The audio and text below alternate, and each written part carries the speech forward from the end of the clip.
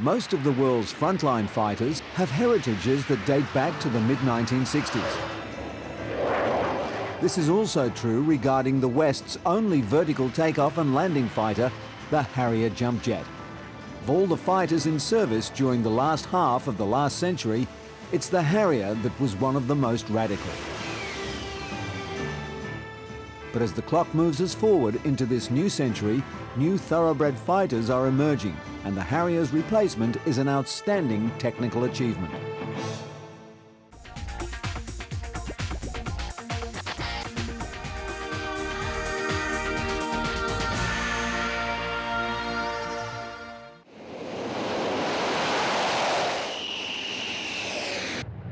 Lockheed's lineup of the three variants of the Joint Strike Fighter, or JSF, is an example of the next generation of strike aircraft, and the Stovall version is perhaps the most visually exciting. This craft was developed to take over the Harrier's role. So far, the JSF has commitments from the US Air Force, the US Navy, the US Marine Corps, and the British Royal Navy. The story of V.T.O.L aircraft begins way back in time. The Hawker P-1127 was a single-jet engine plane and was the first real and workable V.T.O.L.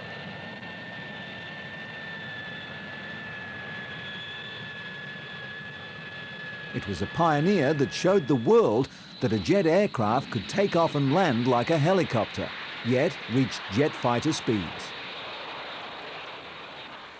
This later P-1127 was called a Kestrel, and its first flight took place during March 1964, 3.5 years after the first tentative hover of the original P-1127.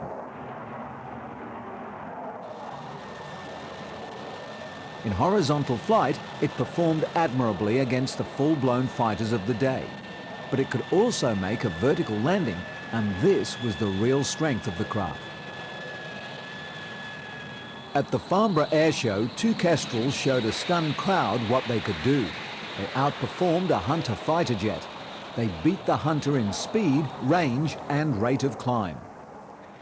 The breakthrough to achieving reliable V.T.O.L was the Pegasus engine. It was designed by the Bristol Siddeley Company, which became part of Rolls-Royce in 1966.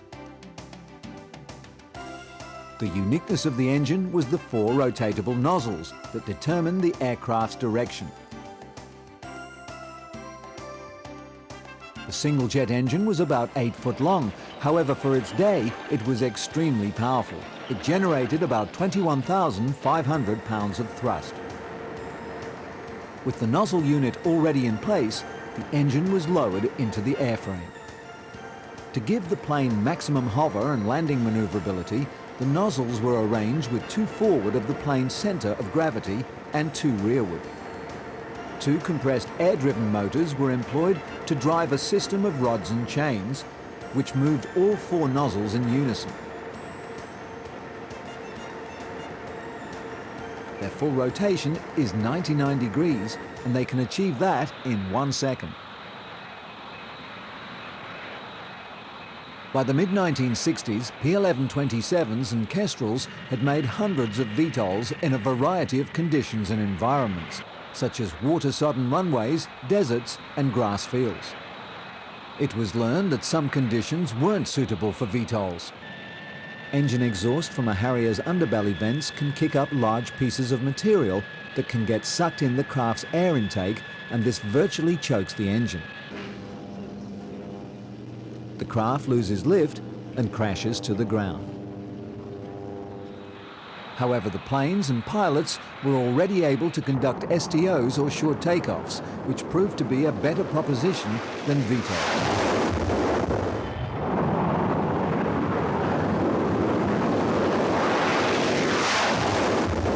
The standard form of operation for the planes was Stovall, or short takeoff and vertical landing.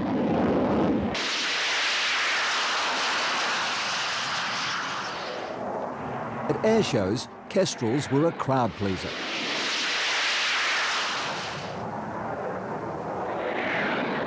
After a number of fast passes and a few aerobatics, The Kestrels then showed the crowd their real capability. At low levels, the pilots used the puffer jets, which are located on the wingtips, nose and tail. The jets use highly compressed air to allow the plane to perform pitches, pirouettes, rolls or just hover. All these can be performed even in strong winds.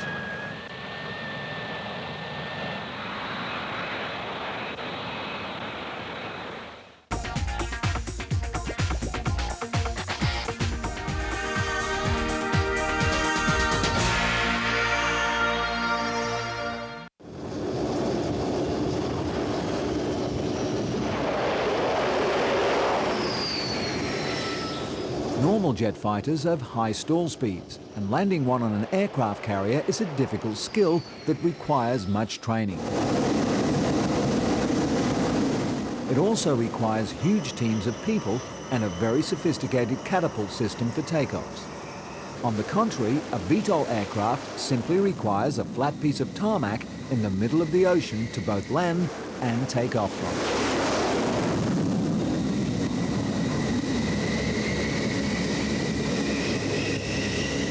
This early GR model Harrier is performing a world first.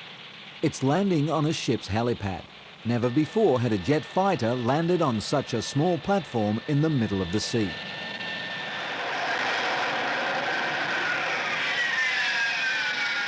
This feat was done while the ship was rolling at 12 degrees and the wind was blowing at 35 knots, and the ship's superstructure caused severe turbulence.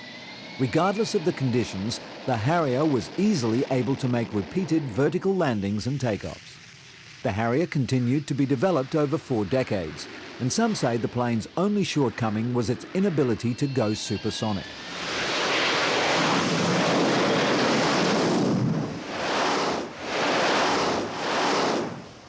The JSF is designed to go supersonic, but interestingly, the brief for its design stated high performance was not a requirement, though of course it is desirable.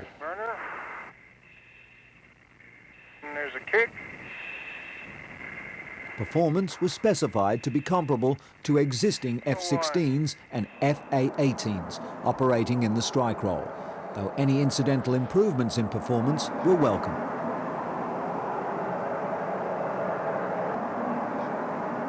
The ostensible ease at which the Harrier or JSF can hover clouds the real and difficult technicalities that have to be overcome to achieve such an extraordinary performance.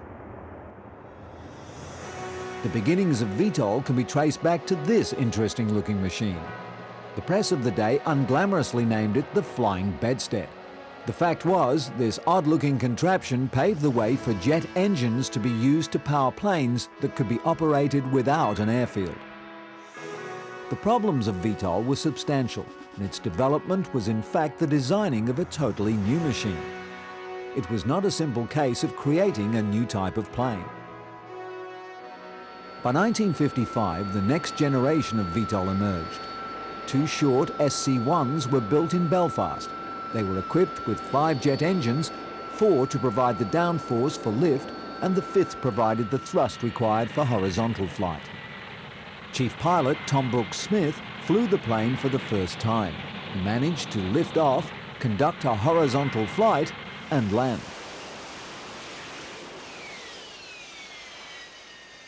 At about the same time, another simpler plane was being tested in California. The United States Air Force was trying out their new X-13 Vertijet. It was an impressive-looking machine.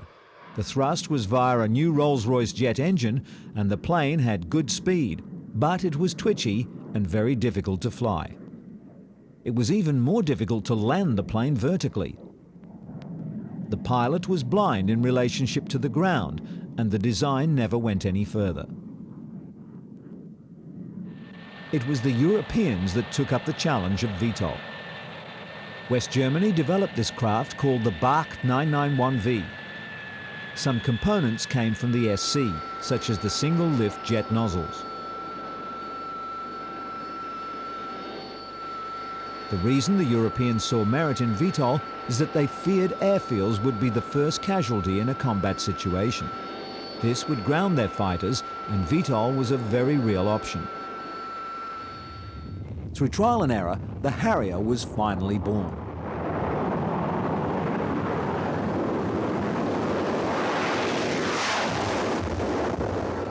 It's one of the most unique aircraft ever built. It's been described as one of the smallest and most elusive fighters in the world. Another feature of the Harrier is that it's very easy to hide.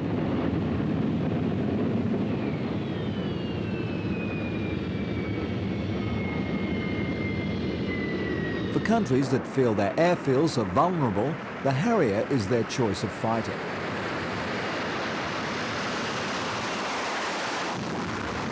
The Harrier didn't sell as well as it probably should have, even though it proved itself as an outstanding success in the Falklands War. During the Falkland campaign, the British aircraft carriers Invincible and Ark Royal were dispatched with all the available Harriers.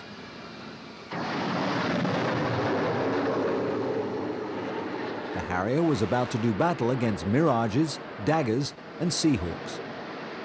Although the enemy's planes weren't as technically advanced as the Harrier, they outnumbered the Jump Jet by 10 to 1.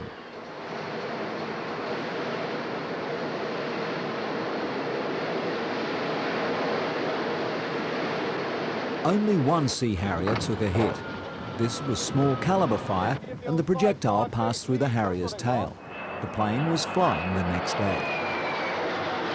The planes performed faultlessly and handled a tough weather environment better than any other aircraft of its day. Amongst the small number of countries that use Harriers is Spain.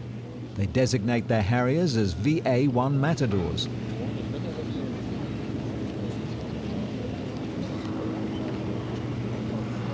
The training craft is the EAV-1. The Matadors are also used on Spain's 2 aircraft carriers. The distinct aerial on top of the fuselage permits the pilot to talk to ground troops and helicopters. The Spanish contingent consists of 11 single-seat Matadors and a pair of 2-seater trainer versions. The Harrier's known service record consists of action in the Falklands, Desert Storm, Bosnia, Afghanistan, and most recently in Iraq.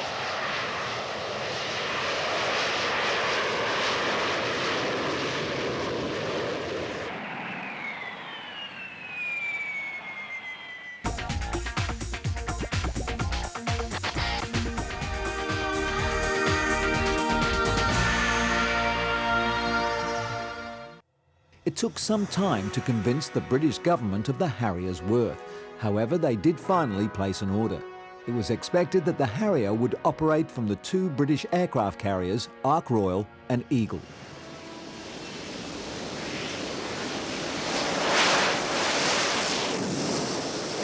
It was from the Eagle that the first sea flight trials were conducted. 2 Harriers were finally given the chance to prove their worth.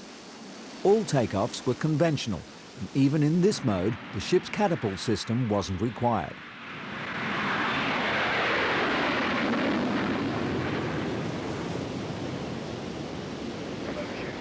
Combat simulation was carried out with the planes fitted with inert munitions and extended fuel tanks.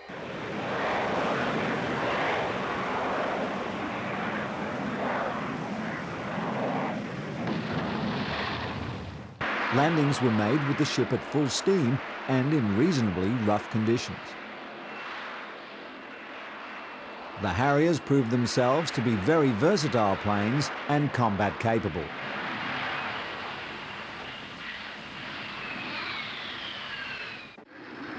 The Harrier, however, was still not taken seriously.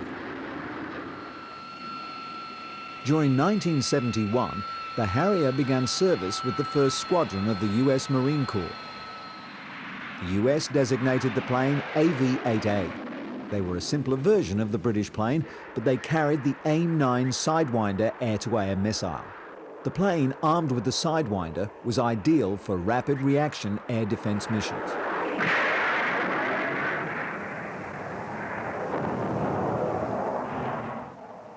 Later, these planes were updated and were equipped with the big Sea Eagle anti-ship missile. This large missile had a range of over 70 miles and was radar capable.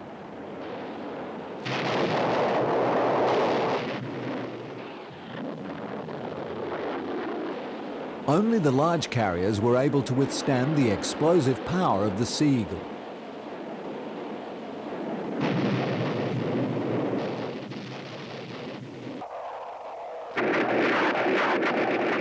The Sea Harriers were also fitted with the devastating 2-inch rockets. This is a demonstration of a training exercise on a towed target. These rockets could be launched 72 at a time from 2 pod launchers. This weapon was used extensively in the Falklands campaign.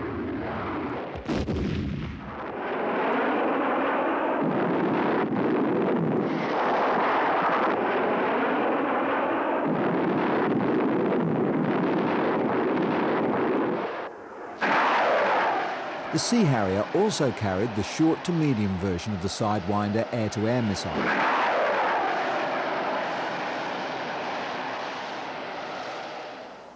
Toss bombing or horizontal lay-down bombing was also possible with the Sea Harrier.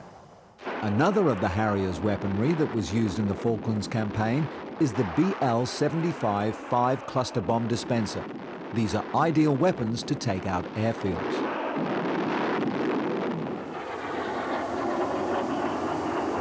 Short takeoffs in the Harrier, particularly the earlier models, have been described as tricky.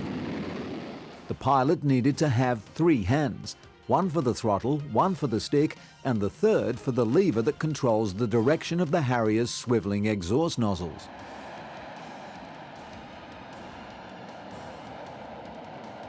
The smarts of the F-35 will be particularly appreciated by pilots flying the F-35B Stovall version.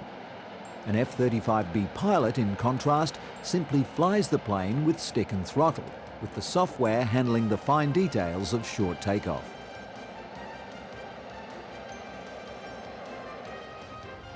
The operation of the Harrier goes like this. In the cockpit, 2 levers protrude from a rectangular box. One lever is the throttle and the other is the nozzle angle selector.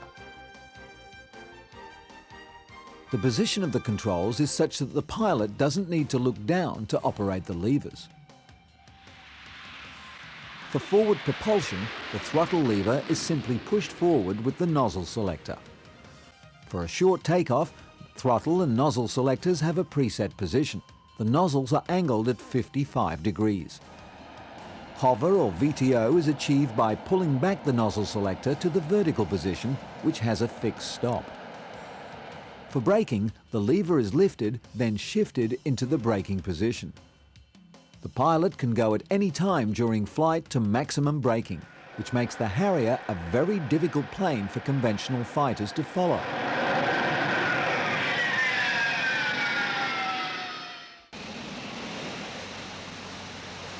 This is a later version of the Harrier. It's the GR5. It can be visually identified by its longer wingspan. The wing, which was made by McDonnell Douglas, is carbon fibre, and it has the strength to carry 1.5 times as much fuel as the earlier Harriers.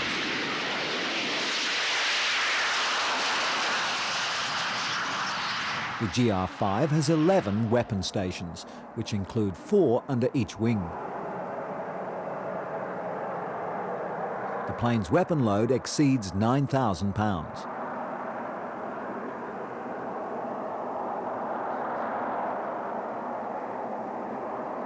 G5's testing proved the plane was a great improvement over the previous Harrier, but the biggest advancement was the ability of the plane to be able to carry twice the weapons load as the earlier model.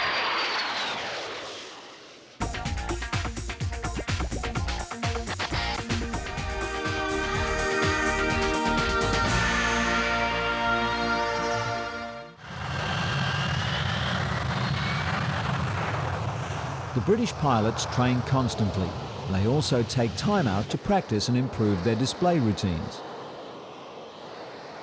It's been about 40 years since the first V.T.O.Ls were performed, and the Harrier and its predecessors have been entertaining people at air shows for about 30 years.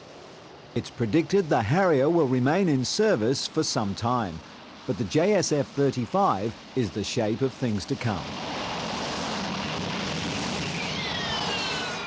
To improve on the Harrier's system, Lockheed engineers fitted a lift fan just behind the cockpit. During flight, the fan is aerodynamically hidden behind closed doors that swivel open for landing.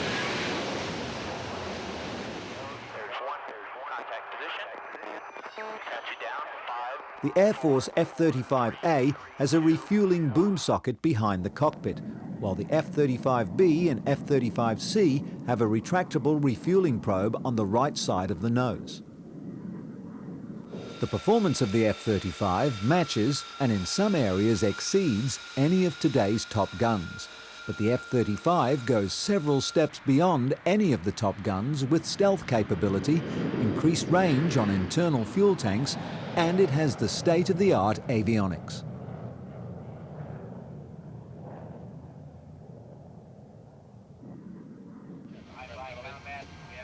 The combination of stealth and the fully integrated weapon system allows the F-35 pilot to positively identify and precisely strike mobile targets in high-threat environments in all weather, day or night.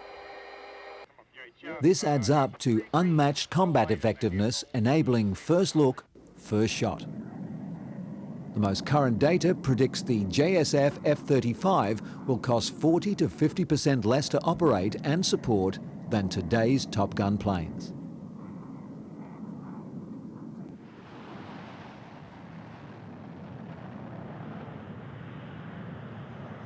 That concludes this episode of Flying Through Time. Be sure to join us again when we continue to explore the people, the planes, and the companies that have contributed to our history of flight.